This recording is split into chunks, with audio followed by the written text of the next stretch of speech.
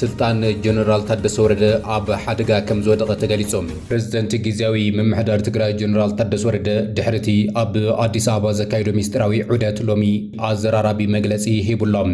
መንግስቲ ፌደራል ንትግራይ በጀትን ነዳድን ዘኽልኽላ ዘለዎ ንኹናት ትዳለወ ኣለኹም ብዝብል ወታደራዊ ክሲ ምዃኑ ድማ ተዛሪቡሎም ካብ መቐለ ኣይወፀን ስልጣነይ እውን ኣይለቀቕን ዝበለት ጀነራል ንኣባላት ሕወሓት እውን ተሪር ምላሽ ይብሎም ጀነራል ታደሰ ወረደ ንሕወሓት ኣመኺሩ ናብ ኣዲስ ኣበባ ከም ዝኸደ ብዕሊ ዝገለጸሉ ህጹጽ ጋዜጣዊ መግለጽን ካልኦት ኣታሒዙ ዝሃቦም ኣዘራረብቲ ነጥብታት ብዝርዝር ሒዝና ይብሉና ሕወሓት ድማ ብኣንጻሩን ህጹጽ ኣኼባ ኣባላቱ ናብ ኣክሱም ክሓልፉ ትእዛዝ ሂቡሎም ኣብ ዶብ ትግራይ ሓያል ትኩሳት ኩናት ተፈጢሮም ኣብ ቆቦ ዝጀመረ ናይ ምክልኻል ሰራዊትን ዕጡቓት ፋኖን ሓያል ውግእ ናብ ኣላማጣ ይውርወር ምህላው ፍልፍላት ገሊጾም ኣሃዱታት ሰራዊት ትግራይ ኣብ ዶብ ትግራይ ኣብ ልዑል ተጠንቀቕ ከም ዘለዋ ይግለጽ ኣሎ ብርክት ዝበላ ኣሃዱታት ሰራዊት ትዴፍ ኣብ ግንባር ዋጃ ኣብ ተጠንቀቕ ምህላውን ኣብ ዝግለጸሉ ሰዓት ብወገን ዶብ ትግራይ ዝርከባ ናይ ሰራዊት ምክልኻል ኣሃዱታት እውን ናብ ዶባ ትግራይ ተጸጊዐን ምስ ሓይልታት ፋኖ ጽዑጽዑ ኩናት የካይዳ ምህላውን ዝገልጽ ዝርዝር ሓበሬታ እውን ሒዝና ኣለና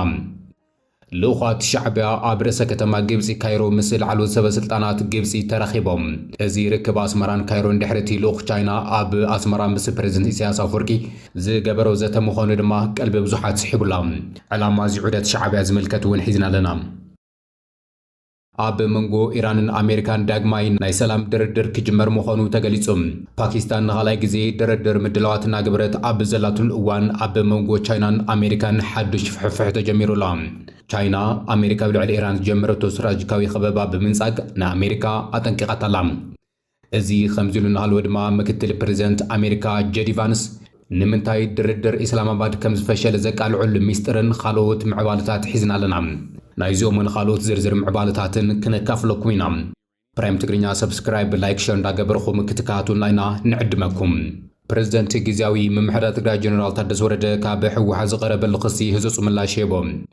ነቲ ኣብ ኣዲስ ኣበባ ዝገበሮ ዘተ ዘቐረበው ጸብጻብ ኣፈጻጽመ ምላሽ ዝሃበ ወዲ ወረደ ንሕወሓት ኣማኺሩ ናብ ኣዲስ ኣበባ ከም ዝኸደ ብዕሊ ገሊጹሎም እዚ ከምዚ ኢሉ እናሃለወ ድማ ሕወሓት ንህጹጽ ኣኼባ ትእዛዝ ኣመሓላሊፉሎም ፕሬዝደንት ጊዜያዊ ምምሕዳር ትግራይ ሌተናል ጀነራል ታደሰ ወረደ ሎሚ ሚያዝያ 6 2018 ዓ.ም ኣብ እዋናዊ ኩነታት ትግራይ ከምኡ ድማ ነቲ ኣብ ኣዲስ ኣበባ ዝገበሮ ዘተ ኣመልኪቱ ንመራኸብቲ ሓፋሽ ህጹጽ ጋዜጣዊ መግለጺ ሂቡሎም ጀነራል ታደሰ ወረደ ኣብ ዝሃቦ መብርሂ ናብ ፌደራል ዝቐረበ ጸብጻብ ሓደ ዓመት ብዋናነት ማሕበራዊ ኢኮኖሚያዊ ፖለቲካዊ መሰረት ዝገበረ ከም ዝኾነ ዝገለጸ ኮይኑ ብፍላይ ድማ ምስ ኣፈጻጽማ በጀት ዓመታት ተሓይዙ ገሊጹ እዩ ነቲ ንፌደራል ዝቐረበ ጸብጻብ ናይ ሕድሕድ ኣብያተ ዕዮ ስራሕ ኣፈጻጽማ ብሕድሕድ ቢሮ ብዝትዳልወን ኣብ ካቢኔኡ ቀሪቡ ዘተ ድሕሪ ምክያዱ ከም ዝኾነ እዩ ገሊጹ ዘሎ ጀነራል ታደሰ ወረደ ምኽንያት ናብ ኣዲስ ኣበባ ምኸዲኡ እንትገልጽ ፌደራል መንግስቲ ብዝገበረሉ ጻውዒት ምዃኑ ዝገለጸ ኮይኑ ብዛዕባ እቲ ዝቐረበ ዝራ ኣፈጻጽማ ድማ ከምቲ ብፌደራልን ብሚድያታት ማእኸል ዓዲ ዝተቓልሐ ዘይኾነስ ኣብ ምምላስ ተመዛበልቲ ምውሓስ ግዛኣት ትግራይ ህልው ኩነታት ተመዛበልቲ ዝዓነዉ ትካላት ኣብያተ ትምህርትን ጥዕናን ምቁራጽ በጀትን መድሓኒትን ህልው ኩነታት ሕርሻ ትግራይ ወዘተ መሰረት ብምግባር ዝቐረበ መንባሩ እቲ ፕሬዝደንት ሓቢሩሎም ኣብ ሕርሻ ዘሎ ጸገም ዝገለጸ ፕሬዝደንት ጊዜያዊ ምምሕዳር ትግራይ ንኣብነት ኢሉ ዝጠቐሰ ንኣስታት 500 ትራክተራት ናብ ትግራይ ከኣትዋ ዝተፈቐደ እንትኸውን 85 ትራክተራት ጥራሕ ምስ ኣትዋ ኣብ ጅቡቲ ዝተረፋሉ ምኽንያት ፌደራል መንግስቲ ክሕግዝ ብዘይምኽኣሉ ምዃኑ ኣብ ጸብጻብ ቀሪቡ እዩ ተባሂሉላ መጋቢ 30 ናይ ጊዜያዊ ምምሕዳር ዝተዋሃቡ ስልጣን ዝወድእ ብምዃኑ ትግራይ መንግስቲ ኣልባ ንኸይትኸውን ምስ ናይ ትግራይ ኣካላት ነቲ ክፍተት ከመይ ከም ዝቕረፍ ከም ዝተዘራረበ ዝገለጸ ኮይኑ ነዚ ጸገማት ንምፍታሕ ድማ ቅድሚ 2 ወርሒ ኣቢሉ ምስ ሰበስልጣናት ሕወሓት ይመኻኸር ከም ዝነበረ እውን ኣብቲ ናይ ሎሚ ዕለት ጋዜጣዊ መግለጺ ሓቢሩ ዘሎ ጀነራል ታደሰ ነዚ መግለጺ ኣብ መቐለ ክህብ እንከሎ ሕወሓት ድማ ህጹጽ ጻውዒት ገይሩሎም በተወሳኺ እውን ጀነራል ታደሰ ወረደ ምምላስ ተመዛበልቲ ወገናትን ላዕላውነት ወሰናት ትግራይን መንግስቲ ፌደራል ክፈትሖም ዝግብኡ ግን ድማ ክምልሶም ዘይኽኣሉ መሰረታዊ ብሄራዊ ጉዳያት ከም ዝኾኑ እዩ ገሊጹ ዘሎ ፌደራል መንግስቲ ክምልሶም ብዛዕባ ዝግብኡ ጉዳያት ግዛኣታዊ ሓድነት ትግራይ ምምላስ ተመዛበልቲ ሕቶ ማሕበረሰብ ንግዲ ትግራይ ዕፅዋን ኸለላን ነዳዲ ባንኪ ሕፅረት በጀት ሕፅረት ጥረ ገንዘብ ከም ዝተለዓሉ እውን ገሊጹ እዩ መምላስ ተመዛበልቲ ወገናትን ላዕላውነት ወሰናት ትግራይን መንግስቲ ፌደራል ክፈትሖም ዝግብኡ ግን ድማ ክምልሶም ዘይኽኣሉ መሰረታውን ብሄራውን ጉዳያት ትግራይ ከም ዝኾኑ ዝገለጸ ፕሬዝደንት ጊዜያዊ ምምሕዳር ትግራይ ጉዳይ መሬት ምዕራብ ትግራይ ኾነ ደቡብ ትግራይ መልዓሊ ጽንተታዊ ኩናት ትግራይ ኣይነበረን ኩናት ዝፈጠሮ ጊዜያዊ ውጽኢት መሰረት ገይርካ ሓድሽ ወሰን ንምፍጣር ዝግበር ዘሎ ሕገ መንግስታዊ ኣካይዳን ሓደገኛን እዩ ክብል ገሊጽዎ ዘሎ ምዕራብ ትግራይ ኮነ ደቡብ ትግራይ ናይ ትግራይ ዝበለ ጀነራል ታደሰ ወረደ ቅድሚ ኩናት ናብ ዝነበሩ ሕገ መንግስታዊ ወሰን ክምለስ ተመዛበልቲ ክምለሱ እምበር ቅድሚ ሕዚ ኣብ ጸለምቲ ብዝተገበረ ኸይዲ ምምላስ ተመዛበልቲ ክፍታሕ ከም ዘይኽእል እውን ገሊጹ እዩ ጉዳይ ሕገ መንግስታዊ ግዛት ትግራይ ዓንቀፍቲ በዓልኩም ኢኹም ዝብል መልሲ ካብ ፌደራል መንግስቲ ከም ዝተዋሃቦ ዝገለጸ ኮይኑ ብተወሳኺ እውን ፖለቲካዊ ፍታሕ ከም ዝጠልብ ብምምልኻት ክልኸላ በጀት ነዳዲ ተታሒዙ ንምድላው ኩናት ተውዕልዎ ኣለኹም ዝብል መልሲ ከም ዝተዋሃቦ እውን ገሊጹ እዩ ንዳግም ሕውየት ትግራይ ህንፀት ጽርግያታት ኣብያተ ትምህርቲ ካልኦት ፕሮጀክታት መሰረተ ልምዓታት ዝውዕል ውሱን በጀት ከም ዝተላኸ ዝገለጸ ኮይኑ ንደሞዝ ሰራሕተኛ መንግስቲ ግና ቀጻሊ ዝርብ ከም ዘድሊ ገሊጹ ኣሎ ጉዳይ ነዳዲ ሃገራዊ ጸገም ብምዃኑ ከም ሃገር እቲ ጸገም ንምፍታሕ ትግራይ ብጽሒታ ክትረክብ ከም ዝግበር እውን ምላሽ ከም ዝተዋሃቦ እዩ ሎሚ ዕለት ብዕሊ ገሊጹ ዘሎ እቲ ጀነራል ኸሊእ ዝገለጹ ኣዘራረብ ነጥብ ድማ ናብ ኣዲስ ኣበባ ክኸይድ እንከሎ ምስ ኣቦ ወንበር ሕወሓት ዝኾነ ዶክተር ደብረጽዮን ገብረ ሚካኤል ብስልኪ ብዝገበሮ ምርዳእ ዘተ ከም ዝኾነን እዩ ገሊጹ ዘሎ ጀነራል ታደሰ ወረደ ነዚ በል እምበር ኣብ መንጎኡን ሕወሓትን ዘሎ ኣፈላላይ ግና እናተጓህረ ቀጺሉ ኣሎ ጀነራል ታደሰ ወረደ ነዚ መግለጺ ኣብ መቐለ ክህብ እንከሎ ሕወሓት ድማ ህፁፅ ጻውዒት ገይሩሎ ሕወሓት ኣብ ከተማ ኣክሱም ከካይዶ ወጢንዎ ዘሎ ኣኼባ ማእኸላይ ኮሚቴ ኣባላቱ ብሎም ዕለት 8 ሰዓት ኣብ ከተማ ኣክሱም ኣትዮም ሪፖርት ንኽገብሩ ትእዛዝ ከም ዘመሓላለፈ ፍልፍላት ገሊጾም እዮም ጀነራል ታደሰ ወረደ ነዚ ጋዜጣዊ መግለጺ ቅድሚ መሃቡ ኣባላት ካቢኔ ጸዊዕ ምንባሩ ዝተገለጸ ኮይኑ ኣብቲ ጻውዒት ግና ኣባላት ሕወሓት ከም ዘይተረኸቡ እዩ ዝረኸብናዮ ሓበሬታ ኣመላኺቱ ዘሎ እዚ ድማ ኣብ መንጎ እቲ ግዝያዊ ምምሕዳርን ሕወሓትን ዘሎ ኣፈላላይ እናገፍሐ ይመጽእ ምህላው ዘመላኽት እዩ ተባሂሉ ኣሎ ሕወሓት ብተኸታታሊ ኣብ ዘውጾም ዘሎ መግለጽታት ስልጣን ጀነራል ታደሰ ወረደ ክቕጽል ከም ዘይደሊ ዘመላኽቱ እዮም ናብቲ ቐጻሊ ሓበሬታ ኣቢልና ኣለና ኣብ ቆቦ ዝተጀመረ ናይ ምክልኻል ሰራዊትን ዕጡቓት ፋኖን ሓያል ውግእ ናብ ከተማ ኣለማጣ ገጹ ይውርወር ምህላው ፍልፍላት ገሊጾም ኣብ ግንባር ዋጃ ዘሎ ሰራዊት TDF ኣርሚ 24 ከምኡ ድማ ክፍላተ ሰራዊት ኣክሱም ኣሞራን ኣልጋነሽን ብዋጃ ግንባር ኣብ ተጠንቀቕ ምህላውን ኣብ ዝገለጸሉ ዘሎ ሰዓት ብወገን ደቡብ ትግራይ ዘሎ ናይ ሰራዊት ምክልኻል ኢትዮጵያ ኣህዱ ማለት እውን ሻድሻይ እዝ ሻምናይ እዝ ምዕራብ እዝን ክልተ ኮራት ደቡብ እዝን ምስ ረብዓይ መካናይዝድ ናብ ትግራይ ተጸጊዐን ምስ ሓይልታት ፋኖ ይገጥማ ምህላውን እዩ ዝግለጽ ዘሎ ካብ ግንባር ቆቦ ዝተረኸበ ሓበሬታ ከም ዘመላኽቱ ሰራዊት ምክልኻል ኢትዮጵያ ዕጡቓት ፋኖን ብሎም ዕለት 6 ሚያዝያ 2018 ዓ.ም ካብ ሰዓት 10 ወጋሕታ ጀሚሩ ኣብ ዞቡል ኣብ ቆቦን ከባቢውን ብኸቢድ ብረት ዝተሓገዘ ኩናት የካይዱ ከም ዘለዉ እዮም እንተኾነ ግና እቲ ቶክሲ ካብ ቆቦ ወፂኡ ናብ ከተማታት ኣላማጣ ገጹ ይመጽእ ምህላው ተገሊጹ ኣሎ ኣብቲ ከባቢ ዝለዓለ ናይ ኩናት ራዕዲ ተፈጢሩ ከም ዘሎ ብኸቢድ ብረት ዝተሓገዘ ሓያል ውግእ ይካይድ ምህላው እውን ተገሊጹ እዩ ሓይልታት ፋኖ ኣብ ከተማ ጀርጀለ ናይ ባዕሎም ናይ ሕክምና ማእኸል ብምትኻል ንነዊሕ ግዜ ዝጸንሕ ውግእ ይሸባሸቡ ከም ዘለዉ እዩ ዝግለጽ ዘሎ እቲ ሓያል ውግእ መበገሲኡ ዝተባሃለ ሓይልታት ፋኖ ኣብ ከባብታት ቆቦ ጎቢ ዓሪዱ ዝነበረ ናይ ምክልኻል ሰራዊት ድሕሪ ዘውረድዎ ሓያል መጥቃዕቲ ምዃኑ እዩ ተገሊጹ ዘሎ ገለ ፍልፍላት ከም ዝሕብርዎ ሓይልታት ፋኖ ካብ ወገን ሰራዊት ትግራይ ሓገዛት ይግበረሎም ምህላውን ይገልጹ እዮም ኣህዱታት ሰራዊት ትግራይ ንፋኖ ሓጊዘን ኣብቲ ውግእ ይሳተፋ ምህላውን እኳ እንተተገለጸ ነዚ ዘረጋግጽ ሓበሬታ ክሳብ ሕዚ ግን ኣይተረኸበን እዩ ላዕለዋይ ልኡኽ ኤርትራ ኣብ ግብፂ ኣትዩሎም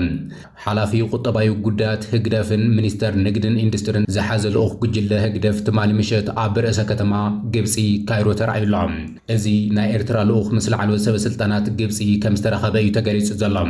እቲ ልኡኽ ብሓላፊ ቁጠባዊ ጉዳያት ህግደፍ ሓጎስ ክሕሽን ሚኒስተር ንግድን ኢንዱስትሪን ኣቶ ነስረዲን ሳሊሕ ዝተመርሐ ኮይኑ ምስ ሚኒስተር ጉዳያት ወፃኢ ግብፂ በድር ዓብድላትን ምስ ላዕለዎት ሰበስልጣናት ግብፂ ክራኸብ ትጽቢት ተገይሩሉ ኣሎ እቲ ላዕለዋይ ልኡኽ ኣብ ካይሮ ናይ 3 መዓልቲ ዑደት ከካይድ መደብ ሒዙ ከም ዘሎ ሚኒስተር ዜና ኤርትራ ገሊጹሎም ልኡኽ ኤርትራ ናብ ካይሮ ምጋዓዙ ምስቲ ኣምባሳደር ቻይና ሁ ቻንግቹን ኣብ ኣስመራ ዝገበረ ዑደት ቀጥታዊ ምትእስሳር ክህልዎ ከም ዝኽእል ይግለጽ ኣሎ ትማሊ ብፍሉይ ልኡኽ ቻይና ኣብ ቀርኒ ኣፍሪካ ዝኾነ ሁ ቻንግቹን ዝተመርሐ ልኡኽ ኣብ ቤተ መንግስቲ ኣስመራ ደንደን ምስ ፕሬዝደንት ኢሳያስ ኣፈወርቂ ዓሚቕ ዘተ ከም ዘካየደ ዝዝከር ኮይኑ ኣብቲ ዘተ ድማ ቻይና ዋርድያ ዞባ ቀርኒ ኣፍሪካ ክትኸውን ብኣስመራ ጻውዒት ቀሪቡላ ከም ዝነበረ ተገሊጾም ኣብቲ ዞባ ዝረአ ዘሎ ዘይመረገ ኣብ ግምት ብምእታው ድማ ቻይና ኣብ ኣህጉራዊ ዞባዊ ጉዳያት ዝለዓለ ግደ ክህልዋ ከም ዘድሊ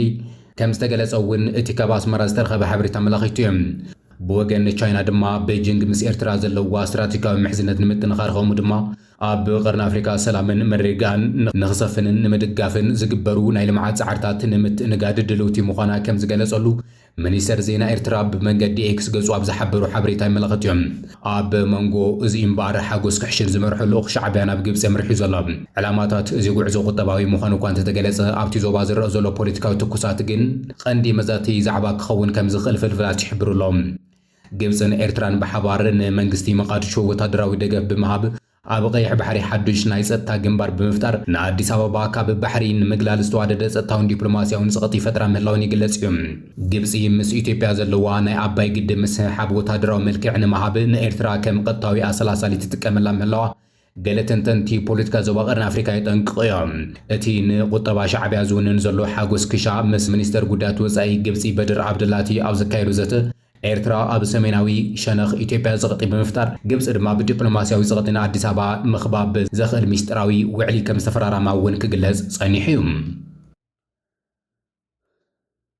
ኣብ መንጎ ኢራንን ኣሜሪካን ዳግማይ ናይ ሰላም ድርድር ክካየድ ተወጢኑሎም ፓኪስታን ንኻልኣይ ዙር ድርድር ሰላም ምድለዋት እናገበረት ኣብ ዘላትሉ እዋን ኣብ መንጎ ኣሜሪካን ቻይናን ሓድሽ ፍሕፍሕ ተጀሚሩ።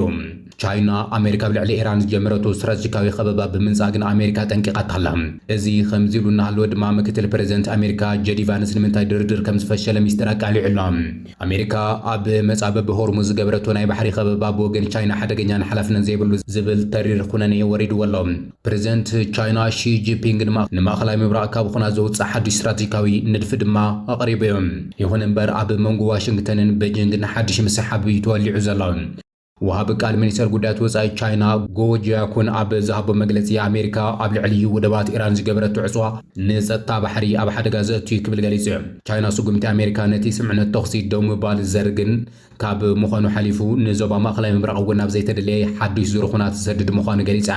ቻይና ኣብቲ ዞባ ሰላም ክሰፍን እንተኾይኑ ኩሉ ዝሓቆፈ ተኽሲ ደው ናይ ምባል ስምዕነት ክግበር እውን ጸዊዓ እያ። ኣብቲ ፖለቲካዊ ወጥሪ ዝለዓለሉ ዘሎ ሰዓት ፕሬዚደንት ሺ ጂንፒንግ ምስ ወራሲ ዓራት ኣቡዳቢ ሼኽ ካሊድ ቢን መሐመድ ኣብ ቤጂንግ ተዘራሪቡሎም። ድሕሪ እዚ ድማ ቻይና ንመላእ ማእኸላይ ምብራቕ ሰላም ዘምጽእ ዝበለቱ በዓል 4 ነጥቢ ናይ ድርድር ሓሳብ ኣቕሪቡሎም። ቻይና ዘቕረበቱ 4 ቅድመ ኩነት ሉዓላውነት ሃገር ምኽባር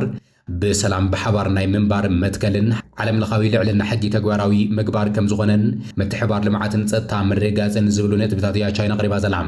ኣሜሪካ ምስ ኢራን ኣብ ኢስላማባድ ድሕሪ ዝገበረኦ ዘተ ብዘይፍረ ድሕሪ ምብቅዑ ናብ ወደባት ኢራን ዝኣትዋ መርከባት ካብ ትማሊሱ ንጀሚር ዓጽያቶ ከም ዘላ ፍሉጥ እዮም። ቻይና ግን ብኣንጻሩ ናይ ሰላም መንገዲ ዝበለቶ ትልሚ ሒዛ ቀሪባ ዘላ። ገለ ወሃብቲ ርእይቶ ስልታዊ ምንቅስቓስ ቻይናን ኣሜሪካ ካብቲ ዞባ ንምግላል ዝተኣለመ ስርሒት ምዃኑ ይገልጸሎም። እዚ ከምዚ ኢሉ እናሃለወ እምበር ምክትል ፕሬዚደንት ኣሜሪካ ጄዲ ቫንስ ኣብ ኢስላማባድ ዝተገበረ ናይ 21 ሰዓታት ዘተ ስምዕነት ከይተበጽሐሉ ዝተበተነሉ ምስጢራዊ ምኽንያት ኣቃሊሑሎም። እቶም በርዒ ዝሓዙ ሓቀኛታት መራሕቲ መን ምዃኖም ኣለሊና ኣለና ዝበለ ቫንስ ኩናት ማእኸላይ ምብራቕ ብድሕሪ መጋረጃ ብመን ከም ዝምራሕ ንፎኩስ ኒውስ ኣብ ዝሃቦ ቃለ መሕትት እውን ኣቃሊሑሎም። ምክትል ፕሬዚደንት ትራምፕ ጄዲ ቫንስ እቲ ቀዳማይ ዙር ድርድር ዝፈሸለ ኢራን ነቲ ሓሳብ ስለ ዝነጸገቶ ዘይኾነስ እቶም ኣብቲ ኣዳራሽ ዝነበሩ ተደራደርቲ ኢራን ከም በዓል ጋሊባፍ ኣራግችን ውሳነ ናይ ምሃብ ስልጣን ስለ ዘይነበሮም ምዃኑ ገሊጾም። ሕዚ ምስ መን ክንዘራረብ ከም ዘለና ፈሊጥና ኣለና ዝበለ ቫንስ ኣሜሪካ ብጉዳይ መጻብብ ሆርሙዝ ኒኩለርን ኢራን ቋም ከም ዘይትቀይር ገፍሊጡሎም። ገለ ተንተንቲ ከም ዝሕብርዎ ቻይና ድሕሪ መጋረጃ ናይ ኢስላማባድ ናይ ሰላም ንግግር ክትህሉ ከም ትኽእል እዩ። ጄዲ ቫንስ እቲ ዘተ ብድሕሪ መጋረጃ ዝመርሑ ዘለዉ ኣካላት ኣለሊናዮም ኢና ምስ በለ እዩ ትራምፕ ኣብ ማእኸላይ ምብራቕ ሓዱሽ ዙር ቁማር ጀሚሩ ዘሎ። እዚ ስጉምቲ ትራምፕ ድማ መራኸቢ ቻይና ሓዊሱ ናብ ኢራን ዝኣትዋ መራኸቢ ምዕጻው ዘጠቓለለ ኮይኑ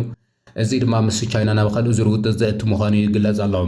ኣብቲ ኣሜሪካ ንመጻብብ ሆርሙዝ ዝዓፀወትሉ ሰዓት ቻይና ብተደርቲ ቃላት መልሲ ሂባላ። እምበር ክቡራትን ክቡራንን ንሎሚ ናባኹም ዘዋድ ናይ መገደስቲ ምዕባልታት ነዚኦም ይመስሉ ነይሮም። ሓቢርኩምና ስለ ዝጸናሕኹም ኣዚና ነመስግን ይቻለና። ሰብስክራይብ ብምግባር ቤተሰብና ክትኾኑ ኢና ንዕድመኩም።